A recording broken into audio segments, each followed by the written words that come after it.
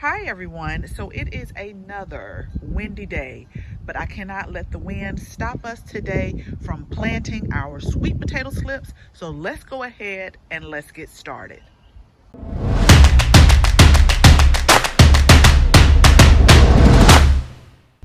So we are going to try something new this season. We're actually going to plant our sweet potato slips in these smart pots here.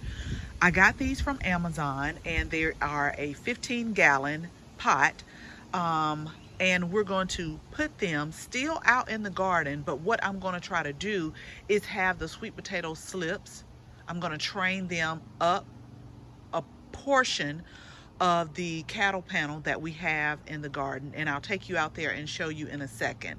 Now, all of my raised beds are filled. That's why I'm not planting them in the raised bed. I'm gonna put these in these pots and we're gonna trail them up the cattle panel and probably back down, because once the sweet potato vines get growing, they are really gonna go out of control. So I'm just gonna have to make sure I keep them trained and keep them trailing the way that I want them to go, because sweet potatoes are runners and I know they're gonna run everywhere, but I'm gonna run them up and run them back down the cattle panel. So I just wanted to try them in these pots. Never grown them in the pots before. So if you've grown them in pots, let us know and let us know your outcome with them.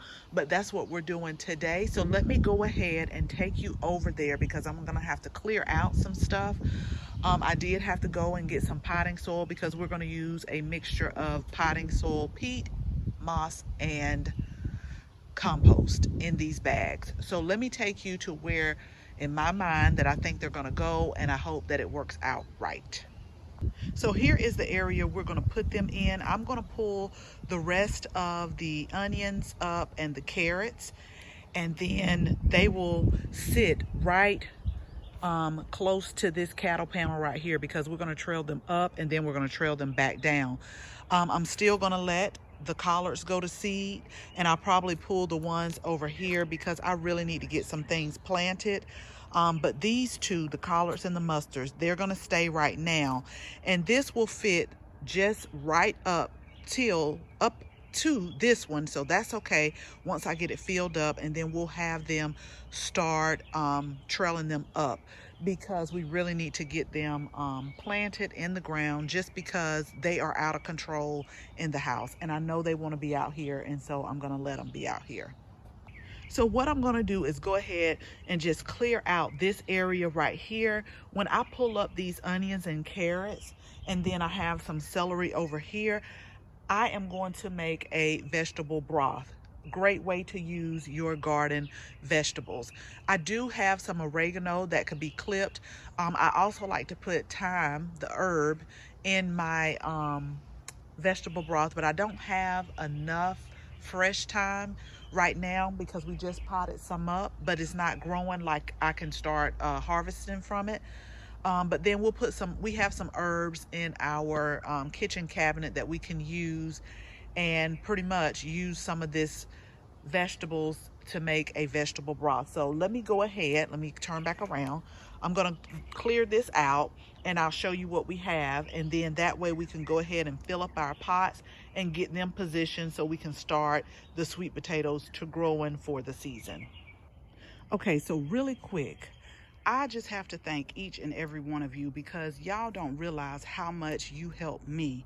You help me to complete projects, because for some odd reason I walked up to go get something, and so my soil blocks had dried out. They were looking bad, so I just started watering all them and just doing a whole bunch of other stuff instead of focusing on what I'm supposed to be doing. So you guys help me complete tasks, because I know I'm making a video about it, and so I know I need to go ahead and get it done and not wait. So we went ahead and filled up our pots here, and I put one like all the way on the edge because I want one to start right here.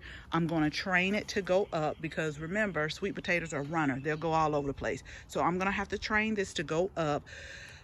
This may be about 5 feet, I guess, and then I'm going to train it to go back down. So I'm going to have to do a lot of training here, but that's okay. And we're going to put 3 in each one and see how that goes, because I'm pretty sure it's probably going to look like a jungle when it's all over. But hopefully in those bags, when we get ready to dump it out, we're gonna have lots of nice sweet potatoes. And always remember to maybe save one or two so that you can go ahead and start some more slips again.